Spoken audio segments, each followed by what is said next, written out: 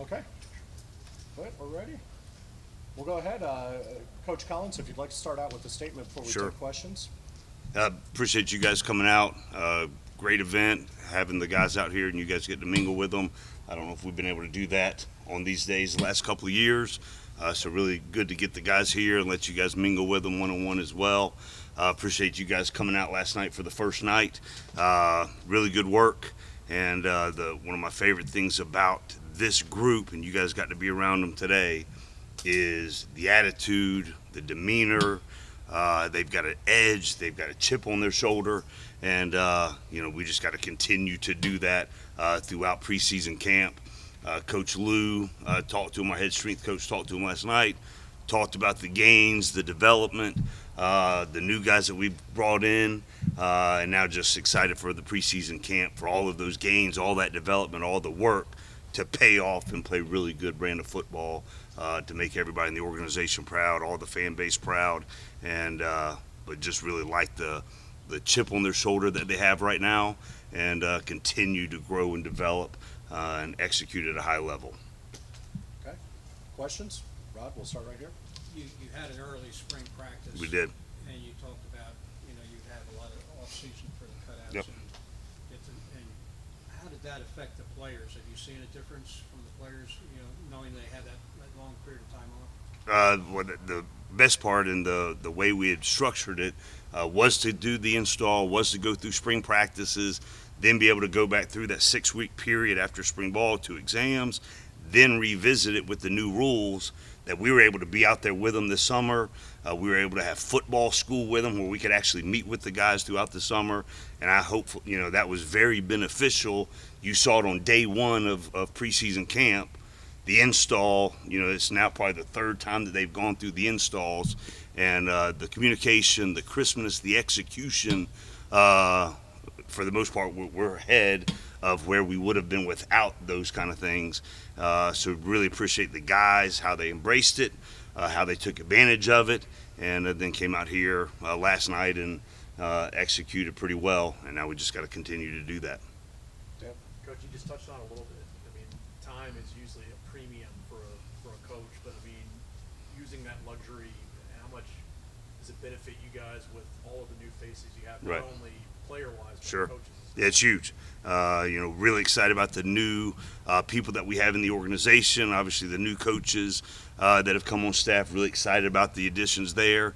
And then I think we've got 17 new transfers to the organization, and I think there was 20 new freshmen that came in over the summer. So just the way the guys have embraced them, taught them the way we do things, taught them the new schematics. And I think the time has been beneficial, but we still got some time until we get to the first game, and we got to improve and got to get better. Kelly?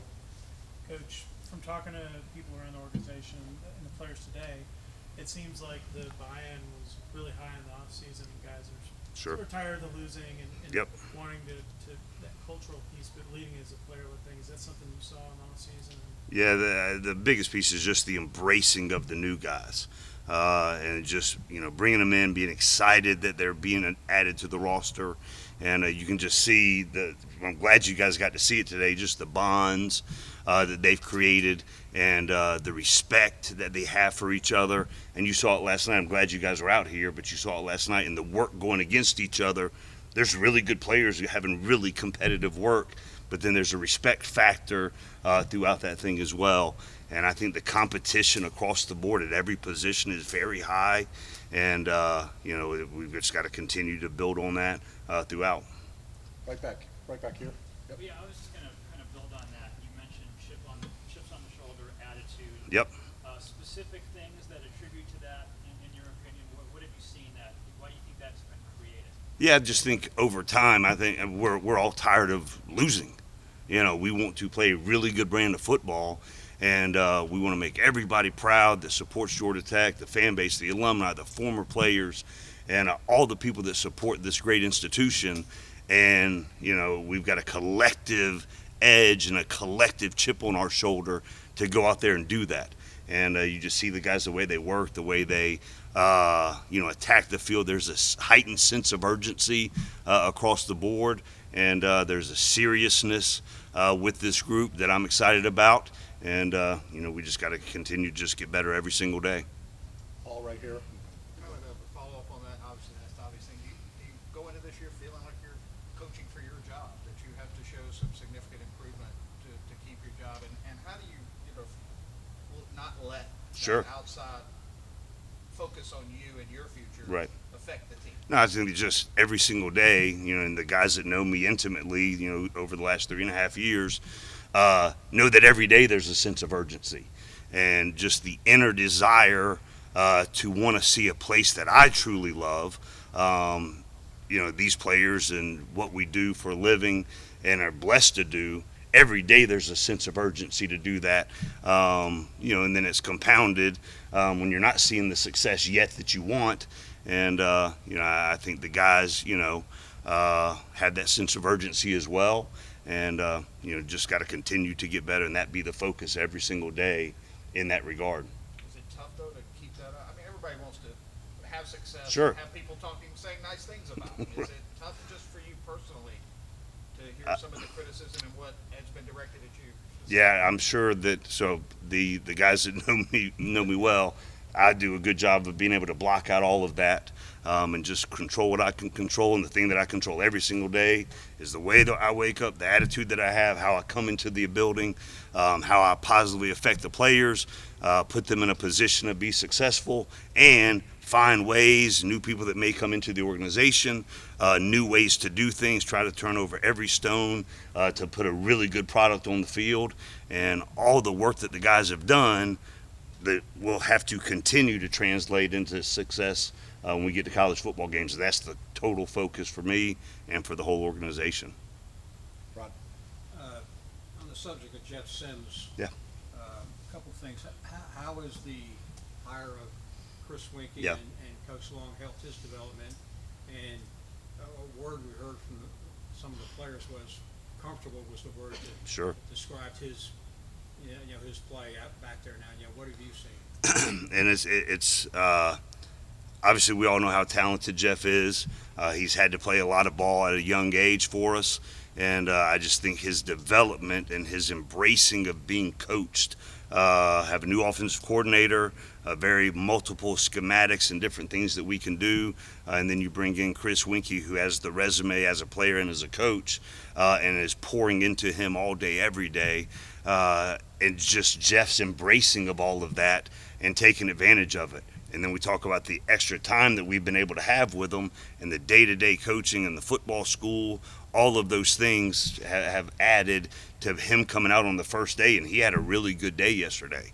And I think, with the secondary, I know there's been a lot of conversation about the secondary and the things that we've got to do on the back end really well. There was tight windows that Jeff was having to throw into, and it was really good to see his confidence, his delivery, knowing where to go with the football based on the schematics and the reads and all those things.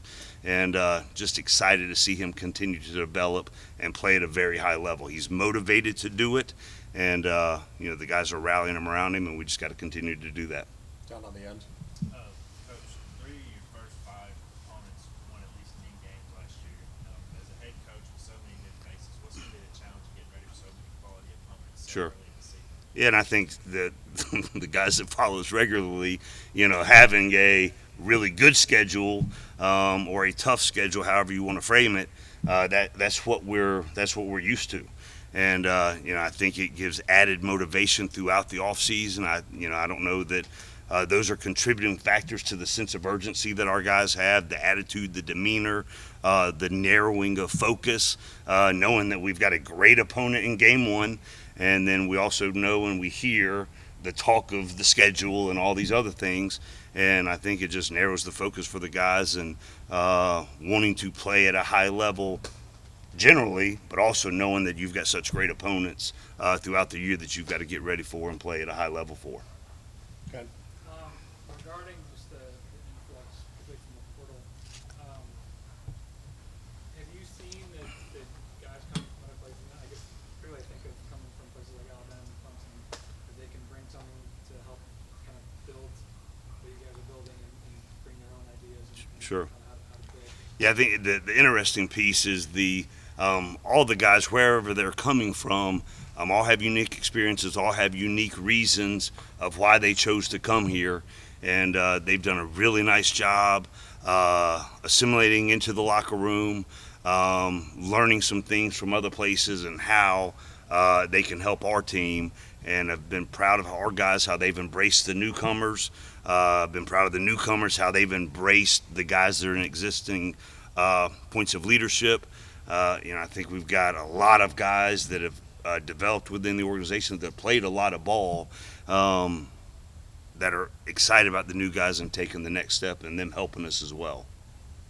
Miles? Coach, when you first got here at Georgia Tech, you talked a lot about how this is one of the biggest transformative processes, going from triple option Sure. to the new offense. And, Yep. a few years in now, how would you assess how that transformation has taken place? Maybe wins, losses aside. Sure. Where would you say that's at? Yeah, and I don't want to talk about any of those things. All I want to talk about is I'm excited about where we are right now. The sense of urgency, the edge, the chip on the shoulder that our guys have right now. All of the added things that we've been able to do with the new coaches and the new players and the new time frames to be able to go out there and work on those are added benefits. Obviously, the last couple of years we have not had those, but there's no crutches, there's no excuses. Here's where we are, and how can we do the best thing so that when we get ready to play September 5th, we're playing at a really high level and continue to build all the way through the year. Kelly? Coach, obviously you've reshaped your entire offensive staff. Yep. basically. And then you have guys like Coach Cheney that you brought in to help. Sure. How is that something that has now freed you to work more with the defense? Was that sort of the approach of having Chip Long and Chris Right. McKee and those guys and bringing in maybe some higher profile guys in those positions? Was that sort of that thought process for you? Well, I think anytime there's transitions on the coaching staff, you're looking for what's the best fit for the organization, who can elevate the program, elevate that side of the ball, whatever side of the ball that is. But obviously, a lot of the decisions that were made for me to be able to spend more time with the defense. And I think you guys were out here early in practice last night and got to see that firsthand. Andrew Thacker's our defense coordinator, does a really good job. He's the play caller. We've been able to bring David Turner on the defensive side of the ball as well to help with the run game. Travaris Tillman, as one secondary coach, a singular voice in the DB room, has been really good as well. But obviously my ability to be on that side of the ball even more is benefited by having Coach Long, having Coach Winky, bringing in Mike Daniels, coach the running backs, Dell Alexander, who has such great familiarity with Coach Long's offense, and an advisor to the level of Coach Cheney is also a great benefit and a great sounding board, and someone that I've relied on as well, just for ideas and thoughts and different things that we can do to help the program. But I just think all the new fresh ideas and people that I can lean on as well has been very beneficial for the program. Sarah? Coach, on the topic of the defense, what do you want to see from Keon White, and how do you Yeah. feel like he can really, what are your expectations for him and how he can help the defense this season? Yeah, I'm really excited about Keon. I think when he came to us, a year and a half ago, there's a lot of build up, a lot of excitement, and unfortunately, Keon had some injury things and wasn't ever 100% last year. But he is a tough, physical person. He's a leader in the locker room, and it's not a lot of rah-rah, it's not a lot of talk, but just his attitude, his demeanor, his seriousness, his focus, how he works every single day, kind of permeates throughout our entire locker room and in our entire organization. He's right now, Coach Lou showed me the numbers the other day, 6'4.5", 292. He had 38 reps on the bench. He regularly hits over 20 miles an hour, which is hard to do at that body weight. And, I'm just excited to see a healthy Keon White out there playing around, for him, for us. And but the thing I'm the most excited about is just who he is as a young man and a leader, and kind of the guy that kind of sets the tone on a daily basis, with the locker room. Jeff? Jeff, I know college coaches don't make staff changes with one player in mind because players turn over. Sure. Obviously, but in the case of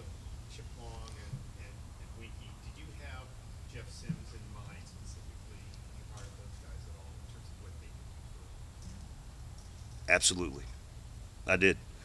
So that was the focal point throughout the entire conversation and throughout the entire process. As I talked to Coach Long, Jeff was at the forefront of those conversations. And, I truly love Jeff as a person, as a young man, and want to see him reach all the hopes and dreams that he has for himself, that his amazing family has for him.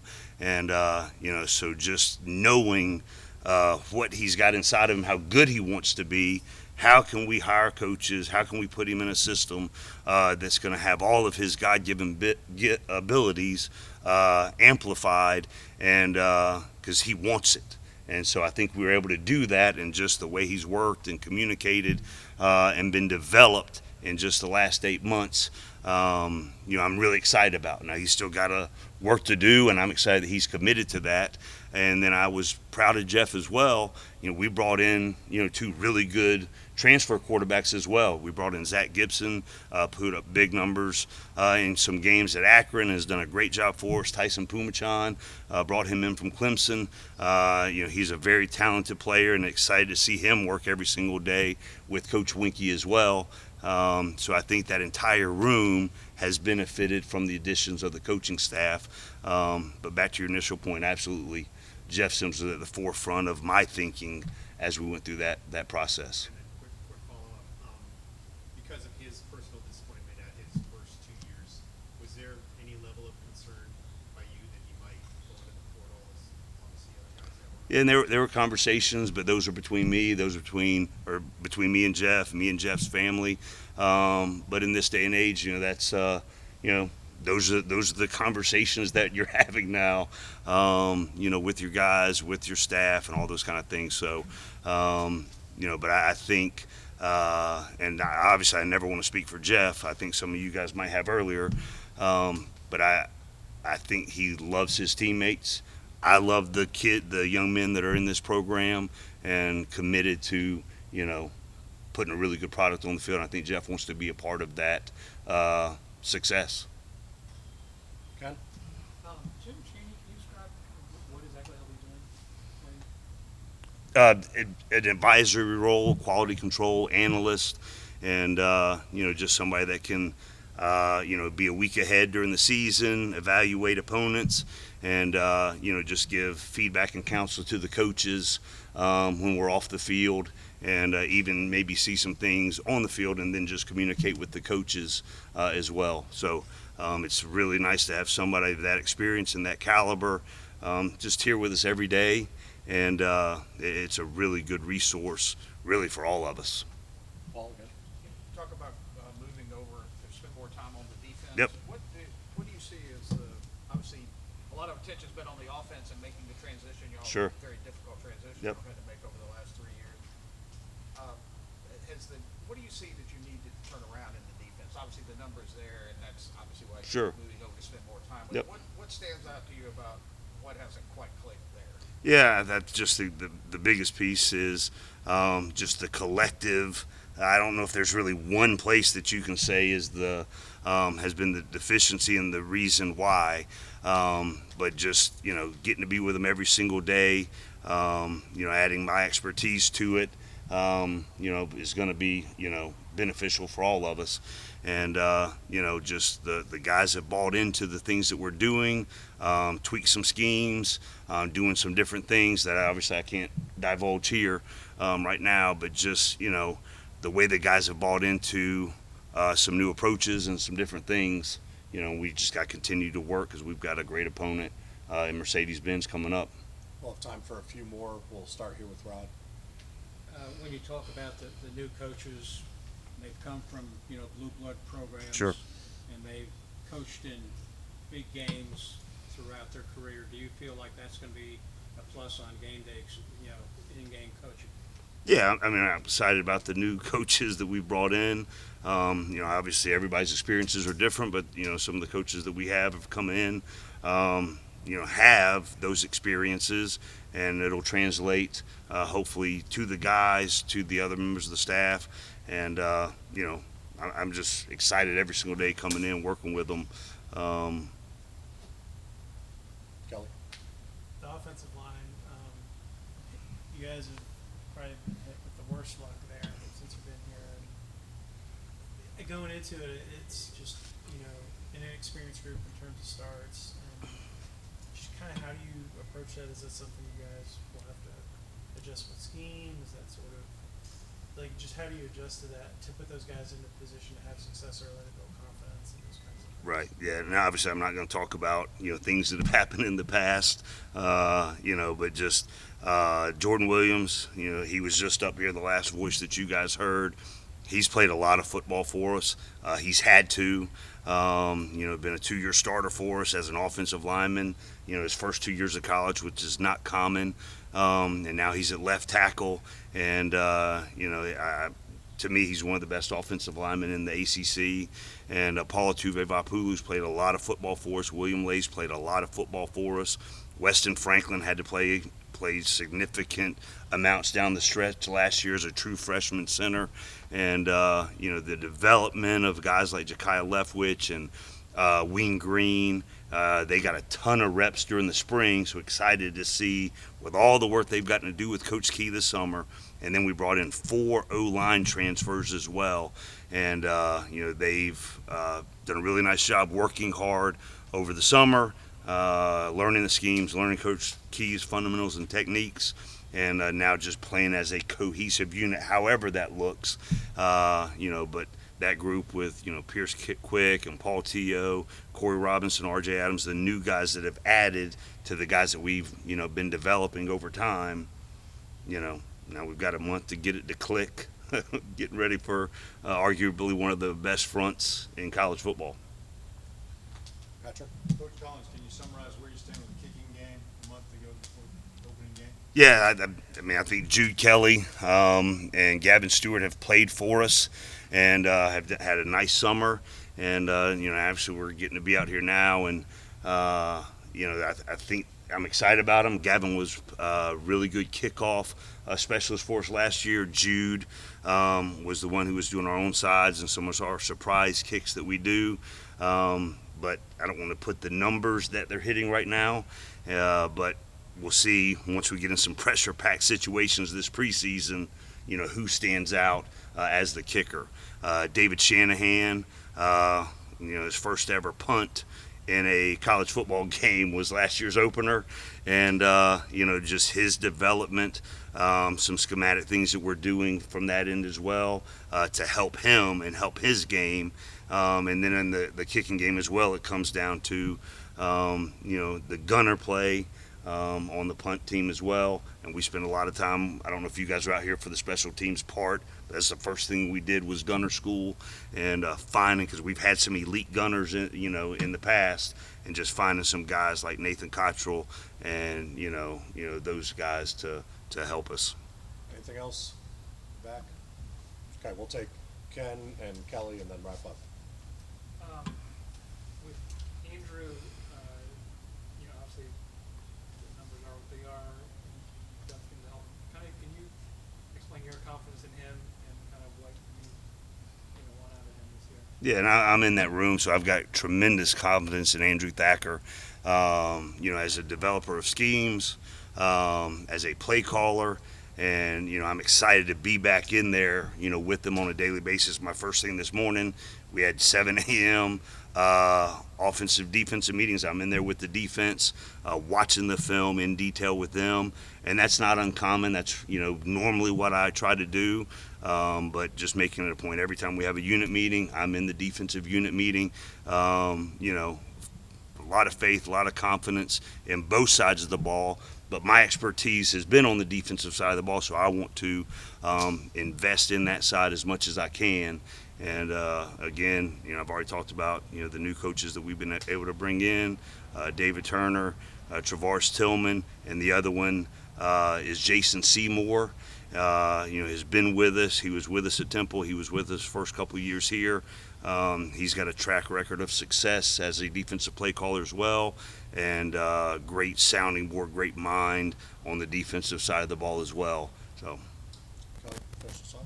Sure. From talking to some of the players, obviously defense is one of those things that's you can create pressure, which creates turnovers. And, Sure.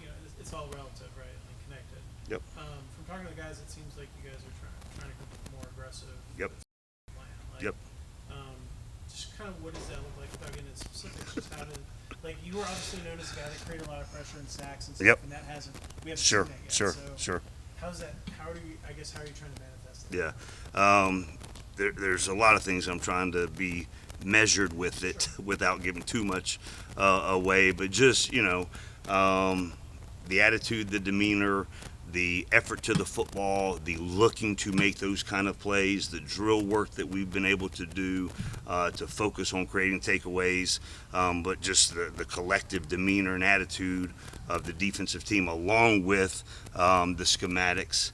We're working to have them pay, a lot of dividends in the fall. Okay. Coach Collins, thank you. Thank you, Thanks, guys. everybody, for being out.